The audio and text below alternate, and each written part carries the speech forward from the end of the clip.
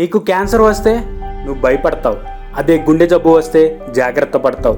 కానీ ఒక వ్యాధి ఉంది, అది నిన్ను నెమ్మదిగా నాశనం చేస్తుంది. కానీ నువ్వు దాన్ని వ్యాధిగా కూడా గుర్తించలేవు. ఆ వ్యాధి పేరే తర్వాత చూద్దాంలే. ఎస్, జిమ్కు వెళ్ళాలా? రేపు చూద్దాం. కొత్త స్కిల్ నేర్చుకోవాలా? తర్వాత చూద్దాంలే. అమ్మా నాన్నలతో మాట్లాడాలా? సమయం దొరికితే చూద్దాం. కన్న కలల కోసం ప్రయత్నించాలా? ఇంకొంచెం టైం ఉందిలే. ఇలా ఒక రోజు కాస్త ఒక వారం అవుతుంది, ఒక వారం కాస్త ఒక నెల అవుతుంది, ఒక నెల కాస్త ఒక సంవత్సరం అవుతుంది. చూస్తుండగానే నీ జీవితంలో అత్యంత విలువైన సంవత్సరాలు గడిచిపోతాయి. గమనించావా? ఇక్కడ నిన్ను ఓడించింది పరిస్థితులు కాదు, నీ అదృష్టం కానే కాదు, నీ శత్రువులు కూడా కాదు, ఇంకొంచెం తర్వాత అనే ఒకే ఒక్క అలవాటు.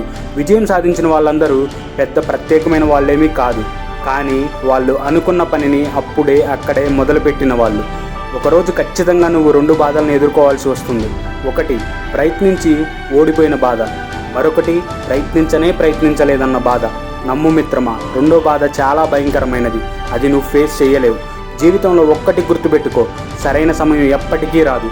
నువ్వు మొదలు పెట్టినప్పుడే సమయం సరైనదవుతుంది. Thank you for watching. If you like the content, please subscribe to voice of struggles.